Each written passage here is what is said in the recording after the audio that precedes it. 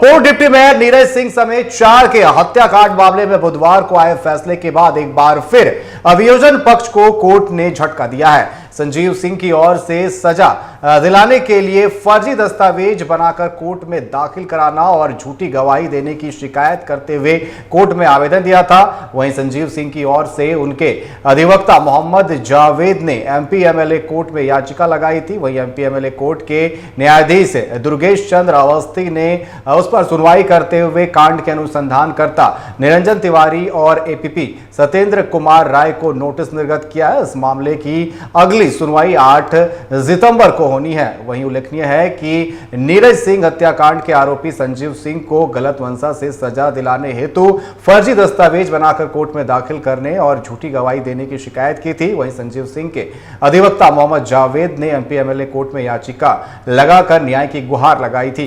इस संदर्भ में बुधवार को एमपी एमएलए कोर्ट ने नीरज सिंह हत्याकांड के संजीव सिंह समेत सभी आरोपियों को साक्ष्य के अभाव में बरी कर दिया। अब कांड के अनुसंधानकर्ता और एपीपी को नोटिस भेजा गया है। वहीं इस पूरे मामले की जानकारी मीडिया के समक्ष संजीव सिंह के वकील ने दी। धारा 340 सीआरपीसी के तहत एक आवेदन देकर न्यायालय से संजीव सिंह की तरफ से प्रार्थना किया था कि इस केस के अनुसंधानकर्ता ने जो है इन्फॉर्मल के साथ साजिश रचकर संजीव सिंह को फंसाने के लिए झूठे गवाह खड़ा किए ताकि संजीव सिंह को कैपिटल पनिशमेंट हो सके। इतना ही नहीं, जो मटेरियल रिकॉर्ड में नहीं था उसके विपरीत शपथ लेकर उन्होंने कोर्ट में झूठा बयान दिया था। आपको ये बताते हुए बहुत आश्चर्य हो रहा है, मुझे आपको सुनते हुए भी आश्चर्य होगा कि जो पब्लिक प्रोसिक्यूटर है जो सरकार को रिप्रेजेंट करती है, बहस के दौरान उन्होंने भी जो है संजीव सिंह को फंसाने के लिए, कोर्ट को भ्रमित करने के लिए संजीव सिंह का एक फर्जी कॉल सीडीआर टावर लोकेशन सहित दिया था, जिसको ये सारी घटनाक्रम बता रहा था कि किस तरह सरकार और इन्फॉर्मेंट संजीव सिंह को एनी को सजा कराने के लिए जद्दोजहद कर रहे थे। इन सब चीज़ों को ध्यान में रखते हुए हम लोगों ने इसे एक गंभीर मामला समझा था और इसको मानते हुए हम लोगों ने ये आवेदन दिया था।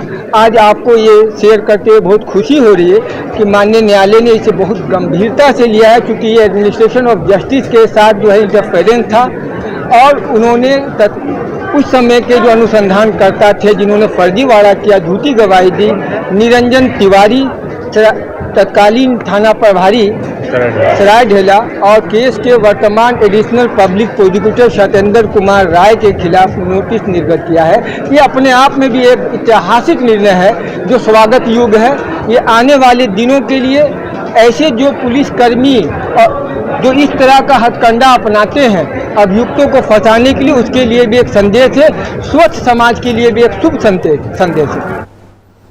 और इस पर अधिक जानकारी के लिए हमारे साथ फोन लाइन पर धनबाद संवाददाता प्रकाश हमारे साथ जुड़ चुके हैं। प्रकाश, जिस तरीके से पूर्व डिप्टी मेयर नीरज सिंह समेत 4 हत्याकांड मामले में बुधवार को फैसला आया और अब एक बार फिर से अभियोजन को कोर्ट से बड़ा झटका लगा है, क्या कुछ जानकारी? जिस तरीके से अब इसको लेकर के 8 सितंबर को जिस तरीके से बताया जा रहा है कि फिर से सुनवाई की जाएगी। देखिए, मैं आपको बता दूं कि कल यानी 27 अगस्त को नीरज सिंह हत्याकांड में एमपी एमएलए कोर्ट के द्वारा एक ऐतिहासिक फैसला दिया गया, जिसमें सभी 10 आरोपी, जिसमें संजीव सिंह जो झरिया के पूर्व विधायक है वो भी शामिल है, उन सभी 10 आरोपियों को कोर्ट ने साक्ष्य के अभाव में बरी कर दिया है। लेकिन सबसे मजेदार बात यह है कि अब जिस प्रकार से संजीव सिंह के अधिवक्ता ने बताया है कि देखिए हमारे मौकिल को किस तरह से फंसाने का प्रयास किया गया है, जिस प्रकार से जो आईओ है केस के उनके द्वारा जो हलफनामा पेश किया गया था, जो एफआईआर पेश किया गया था, वो पूरी तरह से फर्जी है और कहीं ना कहीं हमारे मुक्तिल को फंसाने की एक साजिश जो है वो रची गई थी नीरज सिंह हत्याकांड मामले में। देखिए, जिस प्रकार से हत्याकांड में सीओ और